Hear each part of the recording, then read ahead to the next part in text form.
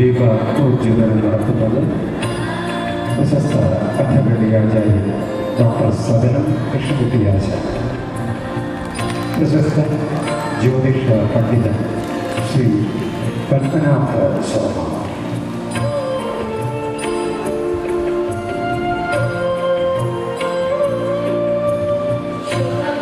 ശ്രീ ശങ്കരനാരായണ നമ്പൂതിരിപ്പാട്, ശ്രീ തുറന്നല്ലൂർ മുരളീധരൻ, വിശാൽ അക്കരച്ചിട്ടൂർ, ശ്രീമതി ഗിരിജാനന്ദൻ, ശ്രീ ഇരവിമംഗലം ശ്രീരാമൻ, ശ്രീമതി സുധാനാരായണൻ,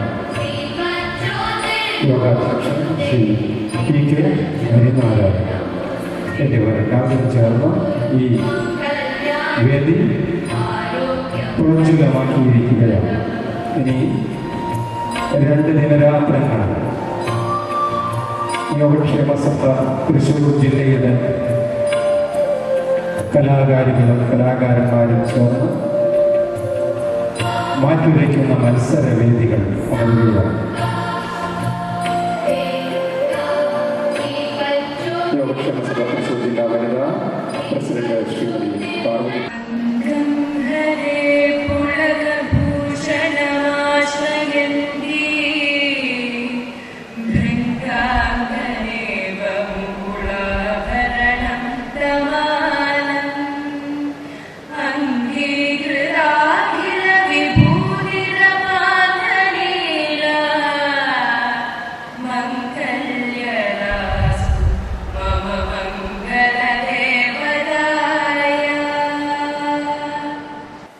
പൗരത്രികം 2024 ഇതുവരെയുള്ള വർഷങ്ങളിലെല്ലാം തന്നെ നമ്മൾ ഒക്ടോബർ മാസത്തിലാണ് കൃത്യമായ 2ാം ശനിയും ഞായറും വരുന്ന ദിവസങ്ങളിലാണ് പൗരത്രികം എന്ന ഈ മഹത്തായ കലാമേള നടത്താറുള്ളത്. പക്ഷേ ഈ വർഷം ചില സാങ്കേതിക കാരണങ്ങളാൽ നമ്മളത് ഡിസംബറിലേക്ക് മാറ്റിയിരിക്കുകയാണ്. കുറേ കൂടി സൗകര്യപ്രദമായ വെക്കേഷൻ ആരംഭിക്കുന്ന ഈ ദിവസം തന്നെ തിരഞ്ഞെടുത്തത് അനുഗ്രഹമായി എന്ന് തന്നെയാണ് പല സന്ദർഭങ്ങളിലും സ്കൂൾ വേദികൾ അനുവദിക്കപ്പെടുമ്പോൾ നമ്മൾ അനുഭവിച്ചു വരാറുള്ളത്. ഡിസംബറിലേക്ക് മാറ്റിയത് കൊണ്ട് തന്നെ ഇതിൻ്റെ മുന്നൊരുക്കങ്ങൾ വളരെ നേരത്തെ തന്നെ നമ്മൾ ആരംഭിച്ചു. എല്ലാ വിഭാഗം കമ്മിറ്റികളുടെയും പ്രവർത്തനം വളരെ നേരത്തെ തന്നെ ആരംഭിച്ചു.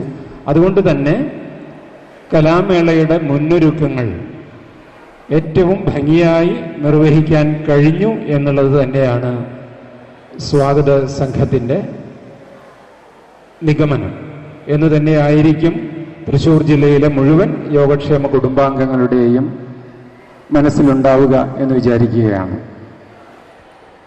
ഈ കലാമേളയുടെ മുന്നൊരുക്കങ്ങൾ ഭംഗിയായതുപോലെ തന്നെ ഇനിയുള്ള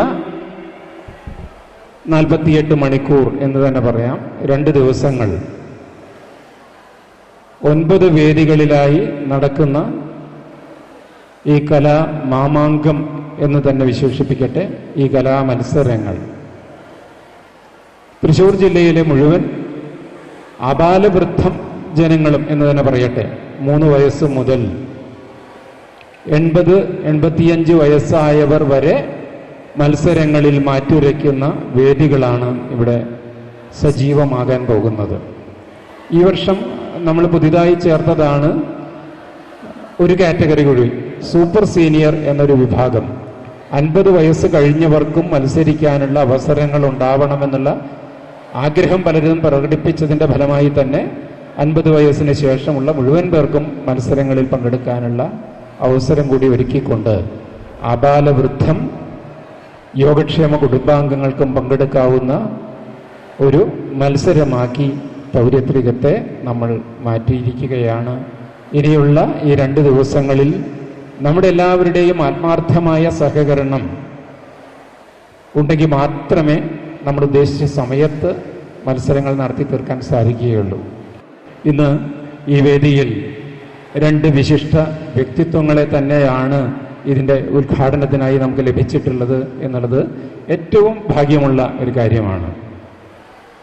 അതിനേക്കാൾ മുൻപായി നമ്മുടെ യോഗത്തിൻ്റെ അധ്യക്ഷനും യോഗക്ഷേമ സഭ തൃശ്ശൂർ ജില്ലാ പ്രസിഡന്റും ഈ കലാമേളയുടെ ചെയർമാനുമായിട്ടുള്ള ആരാധ്യനായ വളരെ സജീവമായി തന്നെ ചുറുചുറുക്കോടെ യോഗക്ഷേമ സഭയെ മുന്നോട്ട് നയിക്കുന്ന ആദരണീയനായ ജില്ലാ പ്രസിഡന്റ് ശ്രീ ഹരി പഴങ്ങാമ്പറമ്പ് അങ്ങയെ ഈ വേദിയിലേക്ക് സ്വാഗതം ചെയ്യുന്നു.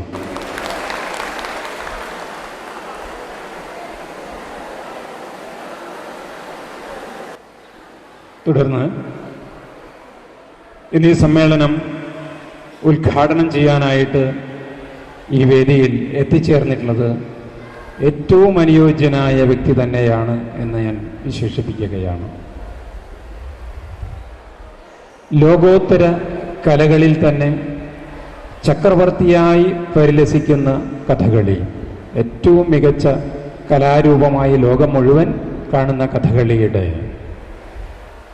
മുടിചൂടാമന്നനായ അഗ്രഗണ്യനായ ആചാര്യൻ ഡോക്ടർ സദനം കൃഷ്ണൻകുട്ടി ആശാൻ, അദ്ദേഹമാണ് നമ്മുടെ ഈ പൗരത്രികം കലാ സാഹിത്യമേള ഉദ്ഘാടനം ചെയ്യുന്നത് എന്നത് തന്നെ ഈ കലാമേളയുടെ മഹത്വം ഒന്നുകൂടി വർദ്ധിപ്പിച്ചിരിക്കുകയാണ്.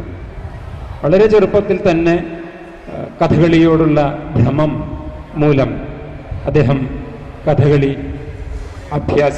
അഭ്യസിച്ചു തുടങ്ങുകയും അത് ഗാന്ധി സേവാ സദനത്തിൽ അവിടെയാണ് അദ്ദേഹത്തിൻ്റെ പഠനം ആദ്യം ആരംഭിച്ചിട്ടുള്ളത്. പിന്നീട് അദ്ദേഹത്തിൻ്റെ ഗുരുക്കന്മാരുടെയും അല്ലെങ്കിൽ അദ്ദേഹത്തിൻ്റെ ആത്മാർത്ഥമായ അർപ്പണ ബുദ്ധിയുടെയും ഫലമായി തന്നെ കഥകളി രംഗത്ത് കേരളത്തിലും ഭാരതത്തിലും വിദേശ രാജ്യങ്ങളിൽ പോലും ഏറ്റവും പ്രഥമ ഗണനീയനായി പരിഗണിക്കപ്പെടുന്ന ആശാനായി അദ്ദേഹം വളർന്നിരിക്കുകയാണ്. ഇരിഞ്ഞാലക്കുടയിൽ താമസിക്കുന്ന നമ്മുടെയൊക്കെ ഒരു സ്വകാര്യ അഹങ്കാരമായി തന്നെ പറയാം, ഇരിഞ്ഞാലക്കുടക്കാരനായി ഇപ്പോൾ ഇവിടെ നമ്മളോടൊപ്പമുള്ള ഡോക്ടർ സദനം കൃഷ്ണൻകുട്ടി ആശാൻ, അങ്ങേക്ക് ഈ വേദിയിലേക്ക് സുസ്വാഗതം.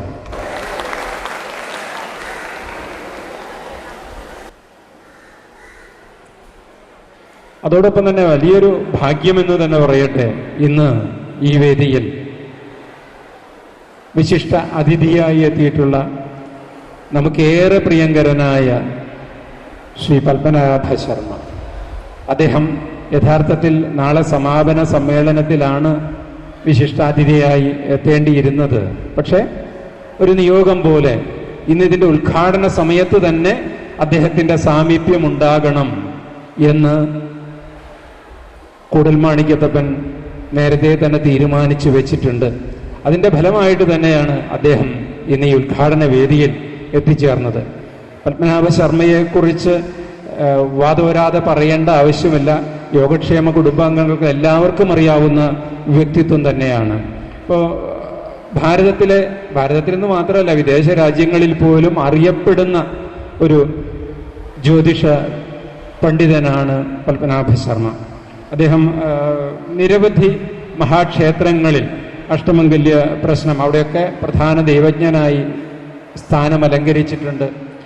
അദ്ദേഹത്തിൻ്റെ ഒരു പ്രത്യേകത അല്ലെങ്കിൽ നമ്മൾ പഠിക്കേണ്ട പാഠം എന്ന് പറയുന്നത്, മാതൃകയാക്കേണ്ട പാഠം എന്ന് പറയുന്നത് അദ്ദേഹത്തിൻ്റെ ഗുരുഭക്തി തന്നെയാണ്. ഗുരുവിനോട് ഇത്രമാത്രം ഭക്തിയും ആദരവും കാണിക്കുന്ന വ്യക്തികൾ ഉണ്ടോ എന്ന് ചോദിച്ചാൽ അത് സംശയമാണ്. കൈമുക്ക് വൈദികൻ പരമേശ്വരൻ നമ്പൂതിരിയുടെ ശിഷ്യനായിട്ടാണ് അദ്ദേഹം തൃശ്ശൂർ ജില്ലയിലേക്ക് എത്തിച്ചേർന്നത്. ആ ഗുരുവിനെ, പ്രത്യേകിച്ച് ഗുരുവിൻ്റെ വയ്യാത്ത കാലത്തൊക്കെ അദ്ദേഹത്തെക്കുറിച്ച് പറഞ്ഞു കേട്ടിട്ടുണ്ട്. സ്വന്തം മക്കളേക്കാൾ സ്നേഹത്തോടെ പരിലാളിച്ച ശിഷ്യൻ. ഈ ശിഷ്യനോടും ഗുരുവിന് അങ്ങനെ തന്നെയായിരുന്നു. അമിതമായ സ്നേഹവും ലാളനയും എല്ലാം ഉണ്ടായിരുന്ന ആ ഗുരുവിൻ്റെ മുഴുവൻ തേജസ്സും കഴിവുകളും തന്നിലേക്ക് ആവാഹിച്ച ഒരു മഹാപുരുഷൻ തന്നെയാണ്, ഈ യുഗത്തിലൊരു മഹാപുരുഷൻ തന്നെയാണ് ശ്രീ പത്മനാഭ ശർമ്മ സർ. അങ്ങയെ ഏറ്റവും ആദരപൂർവം ഈ വേദിയിലേക്ക് സ്വാഗതം ചെയ്യുന്നു.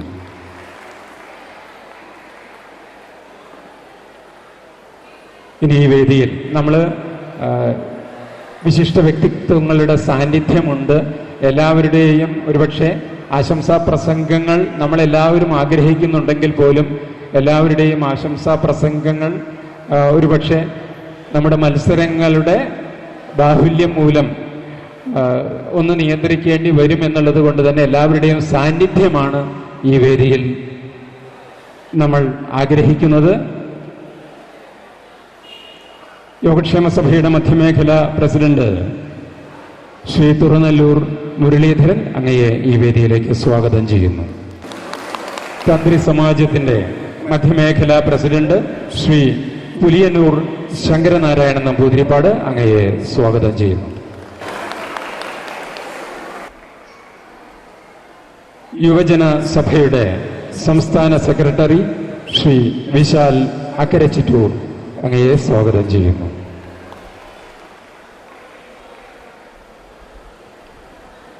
വനിതാ സഭയുടെ സംസ്ഥാന ട്രഷറർ ശ്രീമതി ഗിരിജ മുകുന്ദൻ സ്നേഹപൂർവ്വം ഈ വേദിയിലേക്ക് സ്വാഗതം ചെയ്യുന്നു. സംസ്ഥാന സമിതി അംഗമായ ശ്രീ ഇരവിമംഗലം ശ്രീരാമൻ അങ്ങയെ സ്വാഗതം ചെയ്യുന്നു.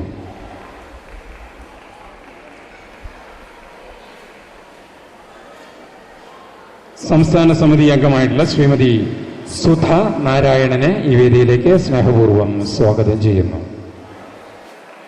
നമ്മുടെ ജില്ലയുടെ വനിതാ വിഭാഗം പ്രസിഡന്റ് ശ്രീമതി പാർവതിക്കുട്ടി ടീച്ചർ ഈ വേദിയിലുണ്ട്. ടീച്ചറെ ഏറ്റവും സ്നേഹത്തോടെ ആദരപൂർവം ഈ വേദിയിലേക്ക് സ്വാഗതം ചെയ്യുകയാണ്.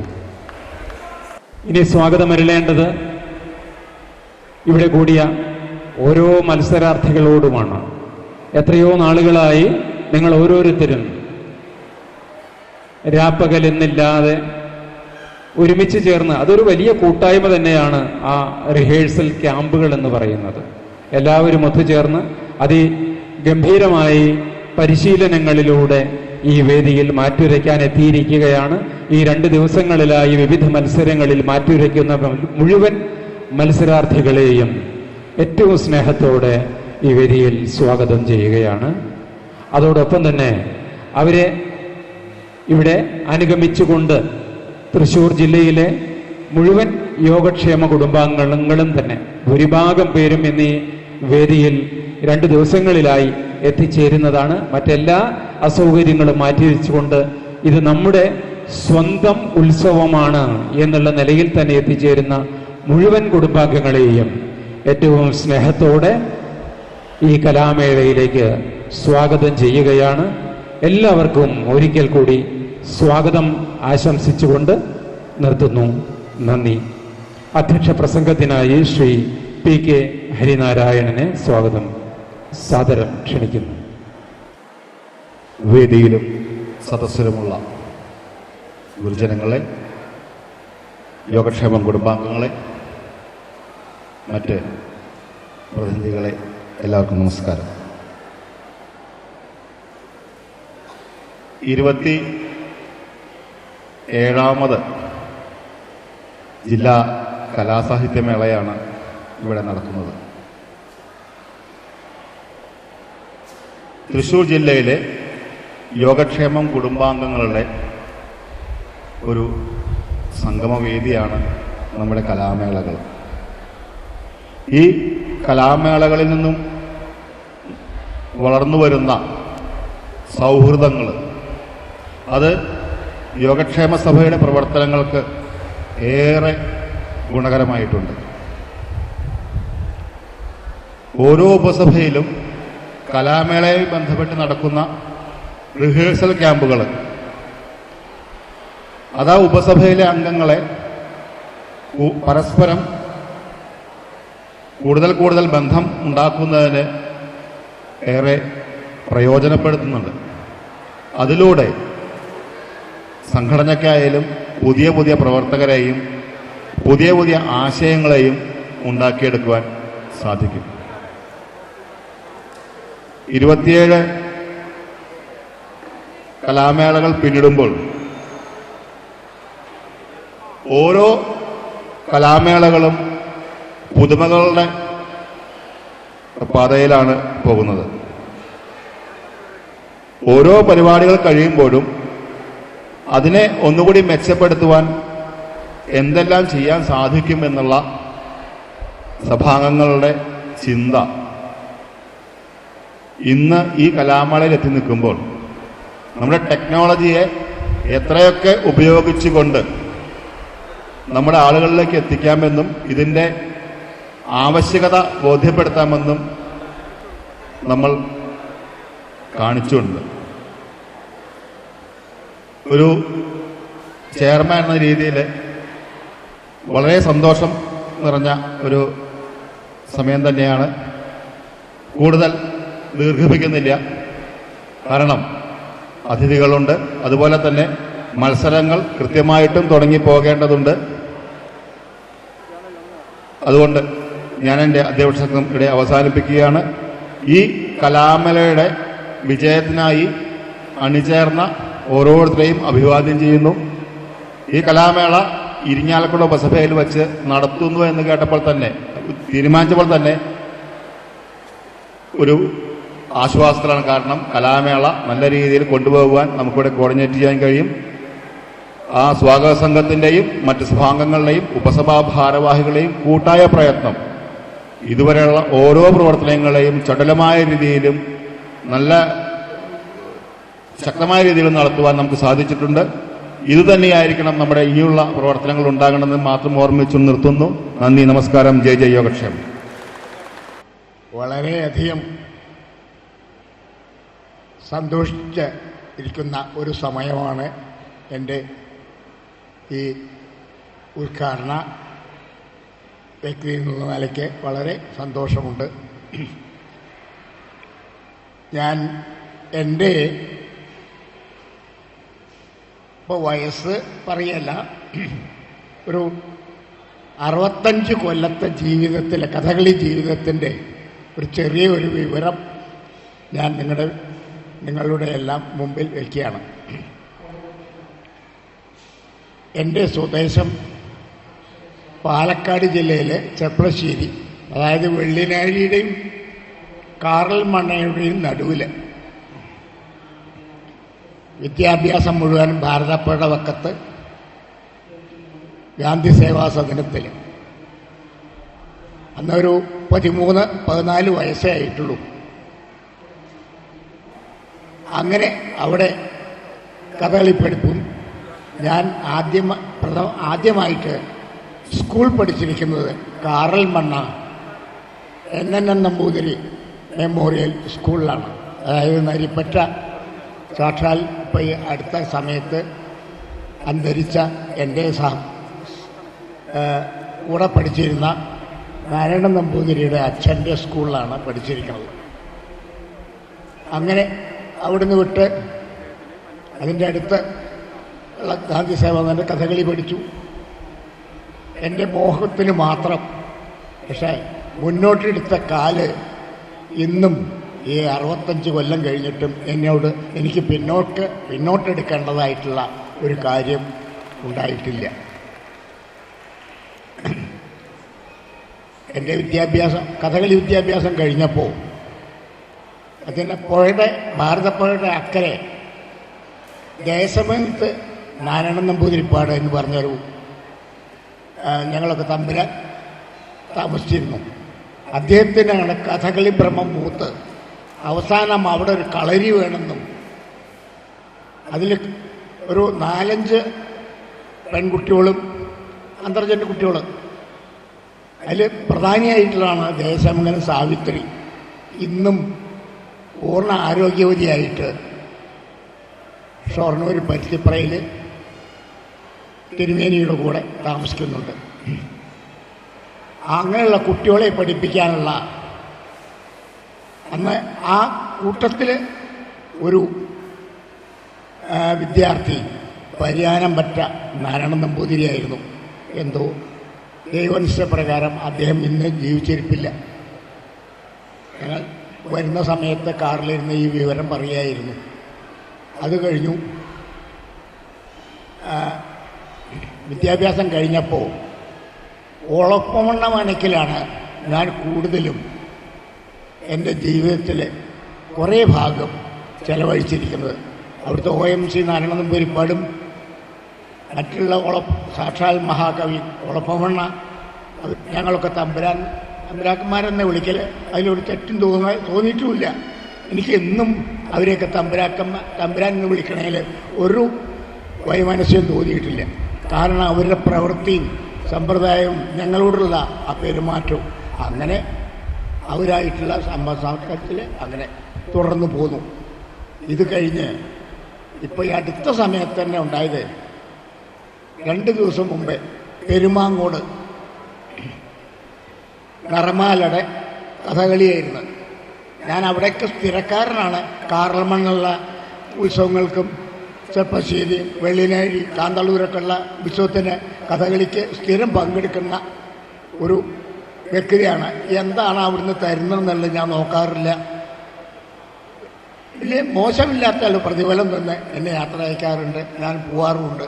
ഇപ്പോഴും വിളിച്ചാൽ പോവും, ഇനിയും പോവും. അങ്ങനെ പെരുമാങ്ങോട്ട് കളിക്ക് ചെന്നപ്പോൾ വാസ്തവത്തിൽ വേലുകൾ കോരിത്തിരിക്കുക. അവിടെ ഒരു 1,00,000 ആൾക്കാർ, നാളെ ഇരുന്ന 3-ാം ദിവസമായിരുന്നു എൻ്റെ ബാഹുവൻ. അവിടെ കോട്ടയ്ക്കൽ മധു, നെടുമ്പള്ളി രാമോഹൻ്റെ പാട്ട് എന്നിപ്പോൾ പറയേണ്ട കാര്യമില്ല. ഏറ്റവും ടോപ്പിൽ നിൽക്കണ ഇന്നിപ്പോൾ അവരുടെ പാട്ടിന് സൗകര്യമുണ്ടോ എന്ന് നോക്കിയിട്ടാണ് ഇന്ന് കഥകളി നിശ്ചയിക്കാറ്. അതിൽ പ്രത്യേകിച്ച് രാമൻ, നെടുമ്പള്ളി രാമൻ. അങ്ങനെ ഉള്ള രംഗത്ത് അവിടെ കൂടിയിരിക്കുന്ന ആ ലക്ഷോപിലക്ഷം ആൾക്കാരിൽ അന്തർജനങ്ങളും നമ്പൂതിരിമാരും അല്ലാതെ ഉണ്ട് ഒരാൾക്കാരും എനിക്ക് അവിടെ കാണാൻ സാധിച്ചിട്ടില്ല. അവരുടെ ഒരു ഐക്യതയും ഞങ്ങളോടുള്ള ആ സമീപനവും അതിൽ പല പ്രായമായിട്ടുള്ള അന്തർജനങ്ങളും പഴയ കാലൊക്കെ പോയല്ലോ. അന്തർജനങ്ങൾ കൃഷ്ണൻകുട്ടി ഒന്ന് കാണാൻ വേണ്ടിയിട്ട് വരികയാണ് എന്ന് പറഞ്ഞാൽ നേറയിൽ വന്നിരിക്കുകയായിരുന്നു പല തിരുമേനിമാരും. അപ്പം അവരൊന്നും എനിക്ക് കണ്ടാൽ അറിയാണ്ടായിരിക്കണം. കാരണം അത്രയും കുട്ടിക്കാലത്ത് ഏതാണ്ടൊരു ഈ 65 കൊല്ലത്തിൽ ഒരു 15 കൊല്ലം കഴിഞ്ഞപ്പോൾ ചെല്ലാൻ തുടങ്ങിയ ഞാനവിടെ അവരൊക്കെ കാണുമ്പോഴുള്ള ഒരു സന്തോഷം, അവർ വെറുതെ ഒരു ബഹുവാക്കലല്ല. ഇതൊക്കെയും കഴിഞ്ഞ് അവിടെ തുടർന്ന് പോന്നു. ഇതപ്പോൾ ഇന്നലെ എടപ്പള്ളി കളിയായിരുന്നു. അതിന് പോയപ്പോഴും വലിയ മോശമൊന്നുമല്ലായിരുന്നു. എന്താ ഞാൻ ഈ പറഞ്ഞുകൊണ്ട് വരുന്നത് വെച്ചാൽ നല്ലത് തന്നെയാണ്. അതിന് യാതൊരു വ്യത്യാസമില്ല. അല്ലറ ചില്ലറ ചിലവരൊക്കെ ചിലപ്പോൾ വഴി പൊഴിച്ച് പോയിട്ടുണ്ടായിരിക്കാം. പക്ഷെ അങ്ങനെയല്ല. ഈ യോഗക്ഷേമ സഭ എന്നുള്ളതിൽ ഞാൻ പ്രത്യേകിച്ചും അഭിമാനിക്കുന്ന ഒരാളാണ്. അതിന് പല കാരണങ്ങളുണ്ട്. അത് മുഴുവനും നിരത്താൻ ഏതായാലും ഞാൻ ഇവിടെ തയ്യാറല്ല. എങ്കിലും കണ്ടോടത്തോളമുള്ള ഈ ഒരു ഐക്യം, ഇതിനൊക്കെ പുറമെ ഇപ്പം ഇന്നിവിടെ പേരിട്ടിരിക്കുന്ന തവരുത്തലി എന്നാണ്. അത് കൂടുതലും കഥകളിക്കാർക്കുള്ള ആളാണ്. ആ വാക്ക് അത് ഞങ്ങളുടെ നിന്നുള്ളതാണ്, നിങ്ങൾ എടുത്തിരിക്കുന്നതാണ് എനിക്ക് തോന്നൽ. അത് ആ മത്സരം പോയി വെച്ച് കഴിയും. മത്സരമില്ല, അതങ്ങനെ തുടർന്ന് പോരുന്നു. അങ്ങനെ പണ്ടത്തെ കാലമൊന്നുമല്ല. അങ്ങനെയുള്ള ഇതിൽ കൂടെ ഞാൻ ഇത്രയും പറഞ്ഞുകൊണ്ട് വരുന്നതല്ല. അവരായിട്ടുള്ള സമ്പർക്കത്തിലാണ് എനിക്ക് എന്തെങ്കിലും നല്ല കാര്യങ്ങൾ ചെയ്യാനും പറയാനും പ്രവർത്തിക്കാനും പറ്റിയിട്ടുണ്ടെങ്കിൽ അത് നിങ്ങളുടെയല്ല, നിങ്ങളെപ്പോലുള്ള ആചാര്യന്മാരുടെയും സംസർഗം കൊണ്ട് കിട്ടുകയാണെന്ന് ഉറച്ചു വിശ്വസിക്കുന്ന ആളാണ് ഞാൻ. ഞാനൊരു നീണ്ട പ്രസംഗത്തിന് ഉദ്ദേശിക്കല്ല. ഇത് കേട്ടപ്പോൾ തന്നെ എനിക്ക് വളരെ സന്തോഷമായി. ഇതിനൊക്കെ പറയാൻ എൻ്റെ സ്വന്തം അടുത്ത് താമസിക്കണം. പിന്നെ വിദ്യാഭ്യാസം എല്ലാം കഴിഞ്ഞ് അവസാനം വന്നതോ ഇരിഞ്ഞാലക്കുട ഗ്രാമത്തിലേക്ക്.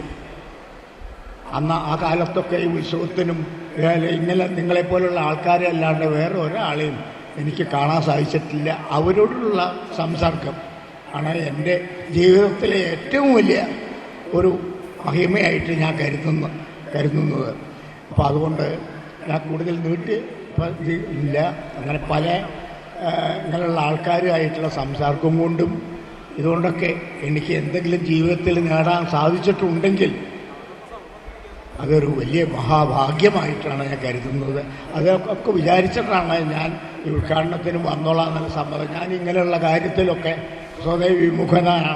കാരണം അതിനുള്ള ഒരു കേമത്തോ അല്ലാത്ത അതിനുള്ള ഒരു ഇതൊന്നും എനിക്ക് ഉണ്ടെന്ന് തോന്നാറില്ല. പിന്നെ പ്രത്യേകിച്ചും ഇങ്ങനെയുള്ള ഒരു ബ്രാഹ്മണ കുടുംബത്തിലേക്ക് പോകുക എന്ന് പറഞ്ഞാൽ, ഞാനിപ്പോൾ ഈ അടുത്ത സമയത്ത് തിരുവനന്തപുരത്ത് പരിപാടിക്ക് വന്നപ്പോൾ എനിക്ക് ഒരു ഒറ്റ ആവശ്യം ഞാൻ അവരോട് പറഞ്ഞിരുന്നു, എനിക്ക് നെല്ലിയോടിൻ്റെ ഇല്ലത്തൊന്ന് പോകണം.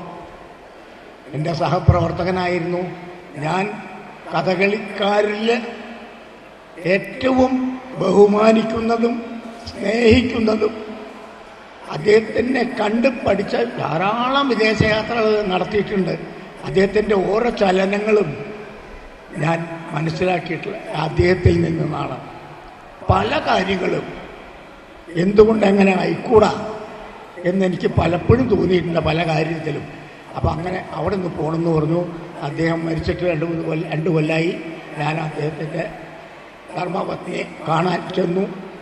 കണ്ടപ്പോൾ 2 പേരും പൊട്ടി കരയായിരുന്നു നിന്നിട്ട്. ഒരു അരമണിക്കൂർ കഴിഞ്ഞ് അദ്ദേഹത്തിൻ്റെ മകൻ വേളിയഴിച്ചിരിക്കുന്നത് നമ്മുടെ ഇവിടുന്നാണ്.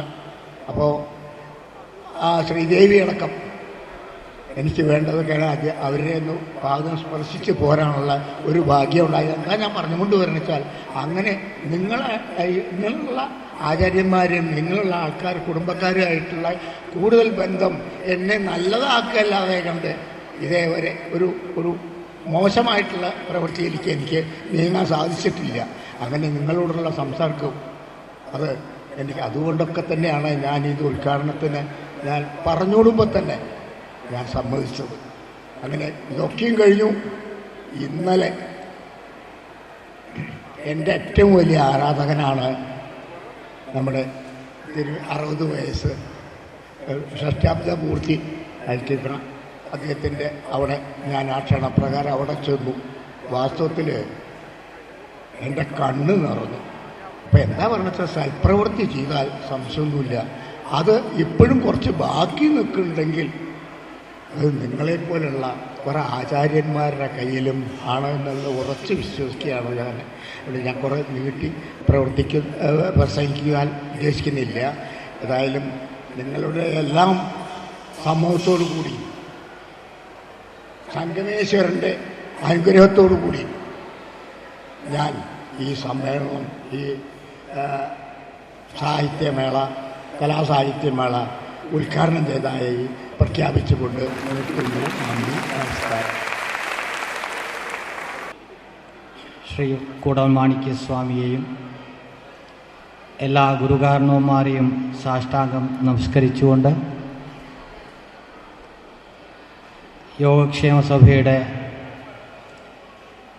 കലാ സാഹിത്യ മേളയുടെ തൗര്യത്രിക എന്നുള്ള ഈ ഒരു മഹാസംരംഭത്തിൻ്റെ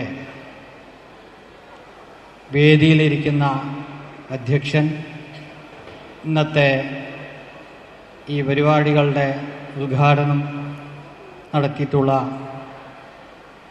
ഡോക്ടർ സദനം കൃഷ്ണകുട്ടി ആശാൻ അവരുകളെ, വേദിയിലിരിക്കുന്ന വിശിഷ്ട വ്യക്തിത്വങ്ങളെ, സദസ്സിലിരിക്കുന്ന സജ്ജനങ്ങളെ,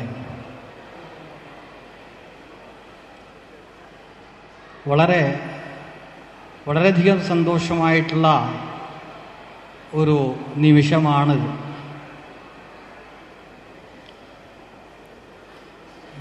സജ്ജനങ്ങളായിട്ടുള്ള ആൾക്കാരോട് കൂടി ഒരു 5 മിനിറ്റെങ്കിലും വന്ന് ഇവിടെ നിൽക്കാനുള്ള ഒരു സാഹചര്യം ഉണ്ടായി എന്നുള്ളത് വളരെ സന്തോഷമുള്ള ഒരു കാര്യമാണ്. ഈ യോഗക്ഷേമ സഭയുടെ തൗര്യത്തിനുള്ള സംരംഭം ഏതാണ്ട് പറഞ്ഞു 4 നൂറ്റാണ്ടിലധികം കാലഘട്ടമായിട്ട് വളരെ നല്ല രീതിയിൽ നടത്തി വരുന്നുണ്ട്.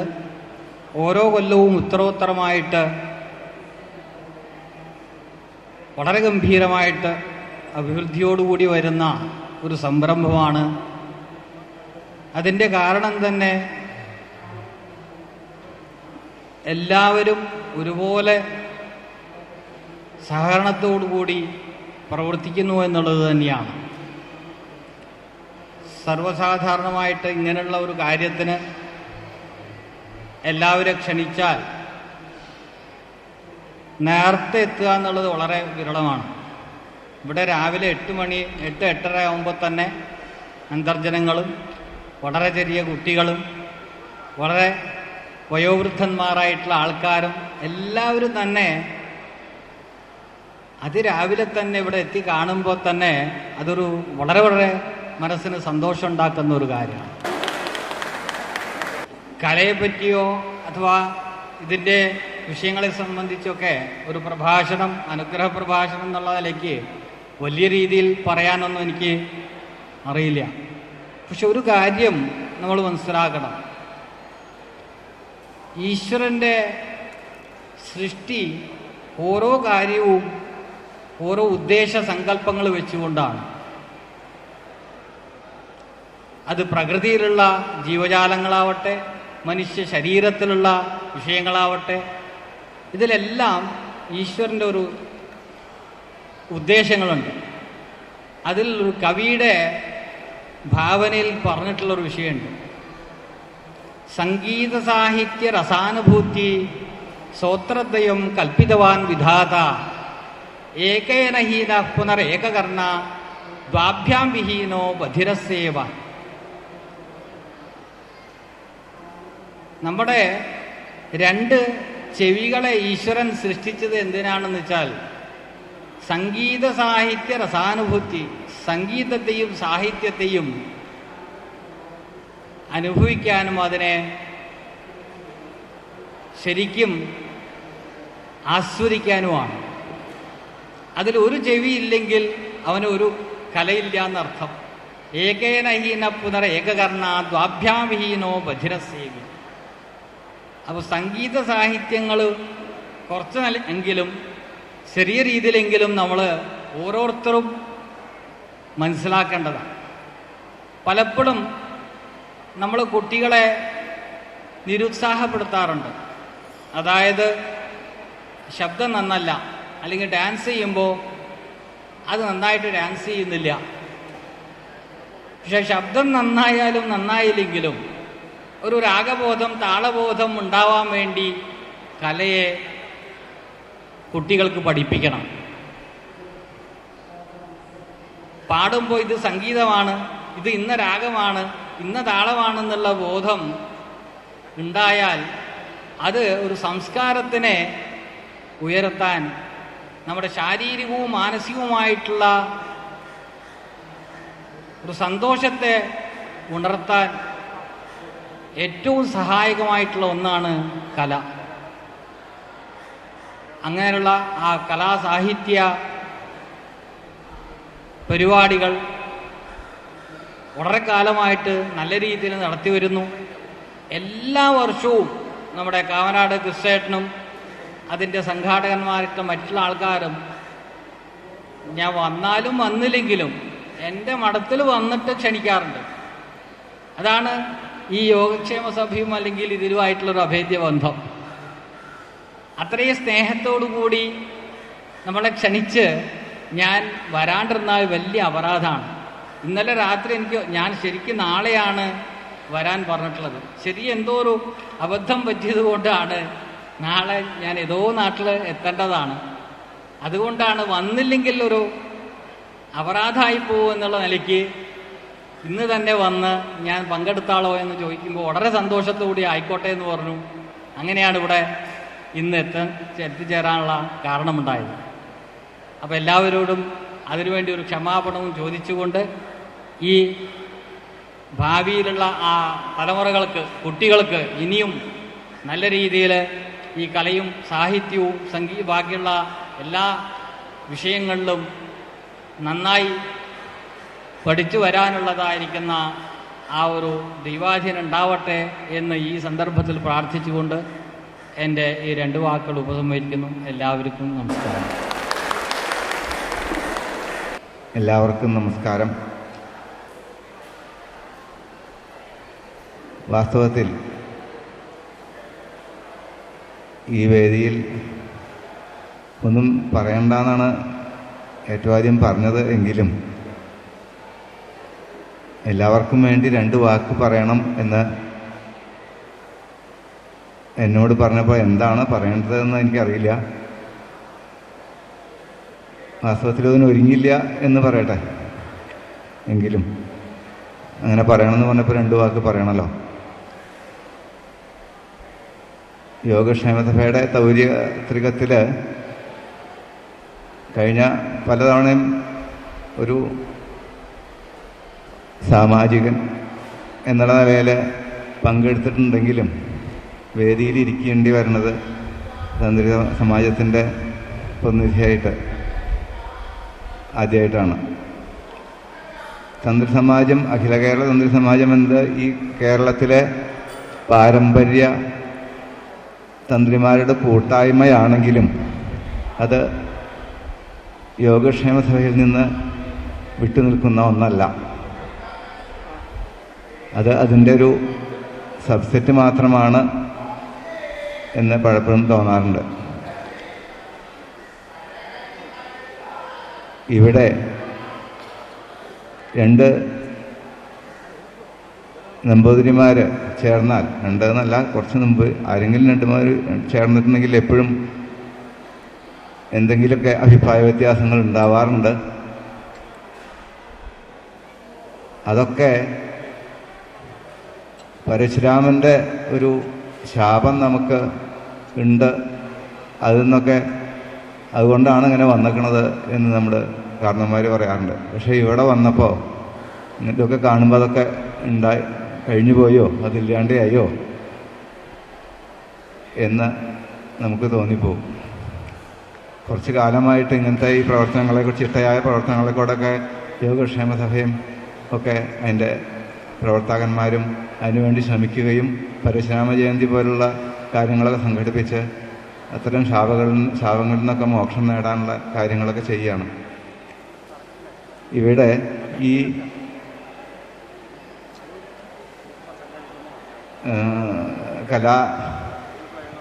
കലാവേദികളിലൊക്കെ പ്രവർത്തനങ്ങളെ കൊണ്ട്, ഇവിടുത്തെ കാര്യങ്ങളെ കൊണ്ടൊക്കെ അതിനൊക്കെ ഒരു ഐക്യം ഉണ്ടാവുക കൂടിയാണ് ചെയ്യുന്നത്. നമ്മളുടെ മഹാഭാരതത്തിൽ യുധിഷ്ഠിരൻ ഭീമനോട് പറയുന്നുണ്ട്, പരസ്പരം വിവാദേതു വയം 500 ചതേ അന്യൈസ്സഹ വിവാദേതു വയം 5,000 എന്ന് പറയുന്നുണ്ട്. ഈ പാണ്ഡവന്മാരെ ഒരു കൂട്ടം ആൾക്കാർ അജ്ഞാതവാസക്കാലത്ത് ആക്രമിച്ചപ്പോൾ കൗരവന്മാർ യുധിഷ്ഠിരനെ ദുര്യോധനൊക്കെ പിടിച്ചു കെട്ടിയപ്പോൾ അവരെ രക്ഷിക്കണ്ടേ എന്ന് ഉള്ളൊരു ചോദ്യം വന്നപ്പോൾ എന്തിനാണ് രക്ഷിക്കണേ എന്ന് ഭീമൻ, നമ്മളെ ഉപദ്രവിക്കണവരല്ലേ, എന്തിനാ അവരെ രക്ഷിക്കണേ എന്ന് ചോദിച്ചപ്പോൾ അതിന് യുധിഷ്ഠിരൻ പറയണത് മറുപടിയാണ്, നമ്മൾ പരസ്പരം വിവാദത്തിൽ നമ്മൾ തമ്മിൽ അങ്ങോട്ടും ഇങ്ങോട്ടൊക്കെ തല്ലൂട്ടുണ്ടെങ്കിലും വേറൊരാളായിട്ടുള്ള വിവാദത്തിൽ നമ്മൾ ഒന്നിച്ച് നിൽക്കണം എന്നുള്ളൊരു മെസ്സേജ് അദ്ദേഹം പറയുന്നുണ്ട്.